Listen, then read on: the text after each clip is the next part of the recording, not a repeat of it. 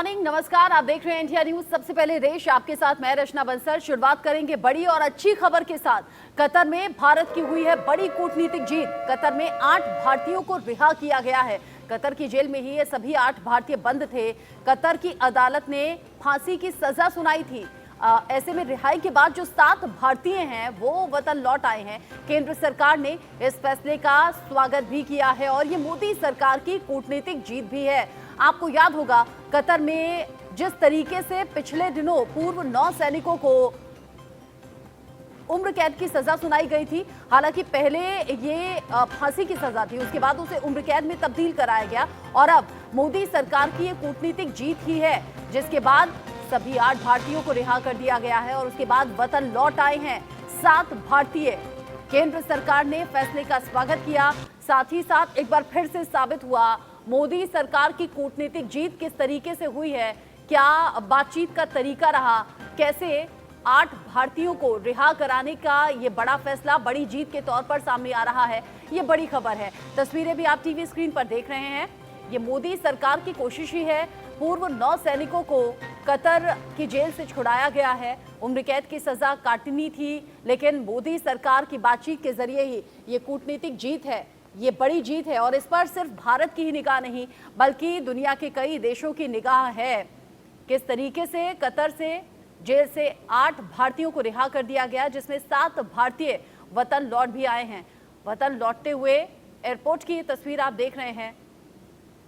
भारत माता की जय के नारे भी लगे, मोदी सरकार की जय के नारे भी लगे, क्योंकि ये 8 भारतीय जो रिहा किए गए, जिनमें से 7 भारत लौटे हैं, अपने वतन लौटे हैं, उनकी खुशी का ठिकाना या उनके परिवार की खुशी का ठिकाना अंदाजा आप इसी बात से लगा सकते हैं कि उम्मीदें ना के बराबर थी। जिस तरीके से सजा सुनाई गई पूर्व 9 सैनिकों को, उसके बाद उम्मीद ना के बराबर थी, लेकिन मोदी सरकार लगातार आश्वासन देती रही परिवार वालों को और अब फाइनली 8 पूर्व 9 सैनिकों को, भारतीयों को रिहा कर दिया है कतर की जेल की तरफ से। वापस इंडिया पहुंच गए हम सेफ एंड साउंड और definitely honourable prime minister Shri Modi को धन्यवाद करना चाहेंगे कि उनके पर्सनल इंटरवेंशन से ये पॉसिबल हुआ और गवर्नमेंट ऑफ कतार के हिज एक्सेलेंसी द अमीर को कि उन्होंने ये होने दिया। एंड बस यही बोलना चाहेंगे। Thank you very much. Without the intervention of Prime Minister Modi, it wouldn't be। आज हम आपके सामने खड़े नहीं हो रहे होते अगर इंटरवेंशन नहीं होता at that level, highest level. And specially government of India, उनके अथक प्रयास से कि government and prime minister Modi की हम लोग बाहर आ सके और वापस अपने कंट्री में आ सके। Thank you so much. बस ये कहना चाहेंगे कि ये वाले दिन का हम बहुत दिनों से वेट कर रहे थे और प्राइम मिनिस्टर मोदी और उनका पर्सनल इंटरवेंशन, उनका इंटरेक्शन, और एक और मौका लेना चाहता हूं कि थैंक करूंगा अमीर को कतर के, जिनके उनके इंटरेक्शन के कारण आज हम यहाँ खड़े हैं, जिस दिन का हमें बहुत बेसब्री से इंतजार है। We're extremely grateful to the Honorable Prime Minister, Shri Narendra Modi ji. It certainly wouldn't have been possible without his personal intervention and the equation with the Emir of Qatar.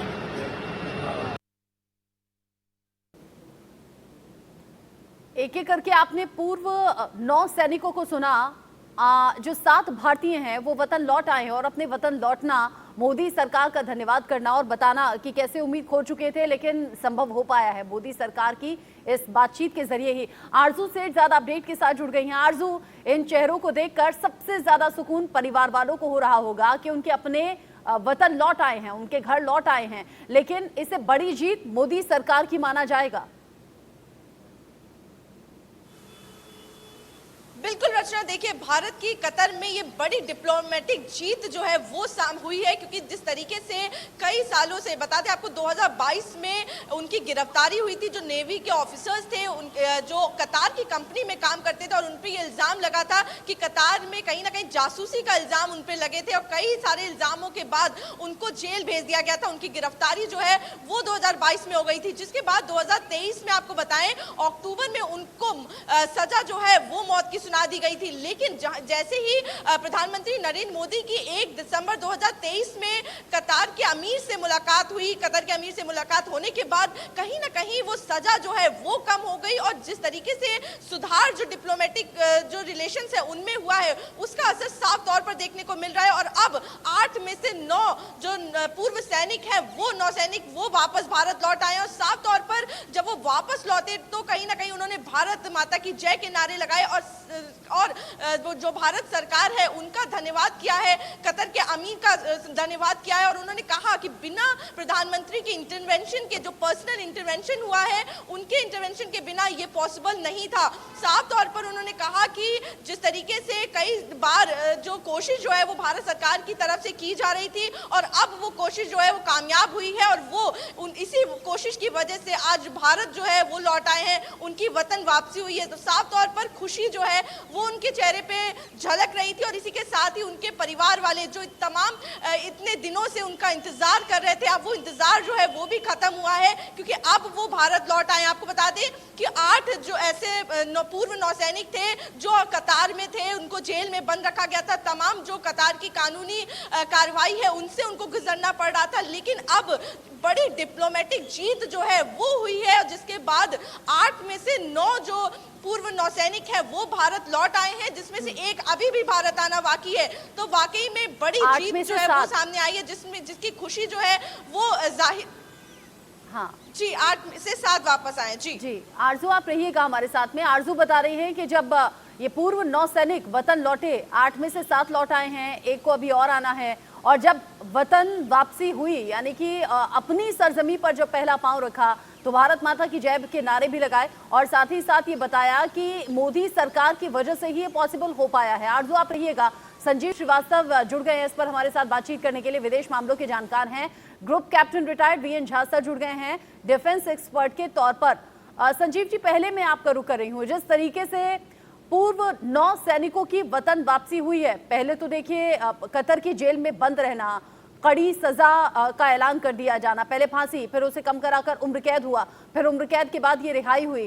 Possibility लग रही थी क्या कि ऐसा हो पाएगा या सिर्फ मोदी सरकार की कोशिशों की वजह से ही ऐसा हो पाया? देखिए, सबसे पहले तो इसके लिए भारत के प्रधानमंत्री श्री नरेंद्र मोदी, हमारे विदेश मंत्री श्री एस जयशंकर और जो पूरा हमारा जो डिप्लोमेटिक मशीनरी है, जो भारत का पूरा एक कूटनीतिक तंत्र है, वो जिस प्रोएक्टिव तरीके से इस पूरे मैटर को ज़्यादा इसके ऊपर बहुत कुछ पब्लिक में कहते हुए जिस तरह से डील किया गया है और ये जो बड़ी सफलता मिली है उसके लिए मैं उन सभी हमारे शीर्ष नेताओं को मैं बधाई देना चाहता हूँ। विशेष रूप से जो हमारे प्रधानमंत्री श्री नरेंद्र मोदी का जो पूरे वेस्ट एशिया में, मिडिल ईस्ट रीजन में जो लगातार जो बढ़ता हुआ प्रभाव है, पूरी विश्व राजनीति में भी उनका प्रभाव आप देखिए तो लगातार जो है बढ़ा है। उनके नेतृत्व में भारत जो है पूरे विश्व में अपने प्रभाव को लगातार गहरा कर रहा है।